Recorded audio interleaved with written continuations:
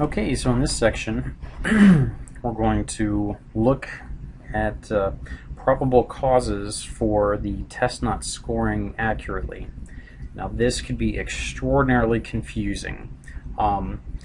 So, for the reason for that is because the tool allows for so much flexibility and customization that it can be quite complex. However, because everything is 100% consistent within this environment, the good news for you all you need to do is reference a course that's working. So as in all things, first, always begin by turn editing on.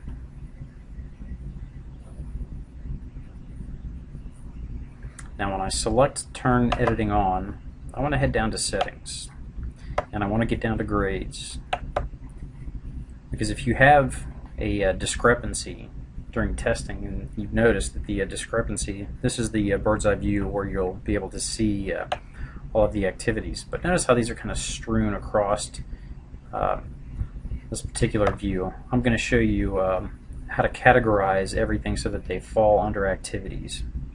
So the first thing I need to do is select categories and items. So when I select categories and items, you'll see that I have a couple of sections. I've got first the course total. Notice that this is within a larger box because this includes the pre-test, the activities, and the post-test. The first thing I want to do, just to kind of clean up my workspace here, so I want to go through and I want to grab all of these activities. These are just the activities. There we go. And I want to move these selected items to activities. So and I can see in the lower left-hand corner it's transferring. Ah, fantastic. So now I've got some really good organization. Oops, I missed one. Okay, so I'll refresh. So we will move that one back under activities. Now I've got some organization.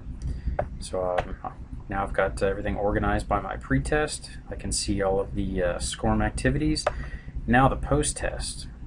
Now if I select on the edit mode within the post-test,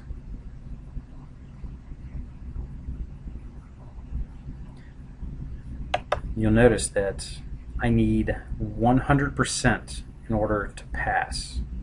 That is just a cumulative 100% grade. That even though the pretest itself is configured within the course, I know this sounds really confusing, but within this particular workspace, it has to be listed at 100%. And also there's an ID number, which is listed as 103. So we're going to save that.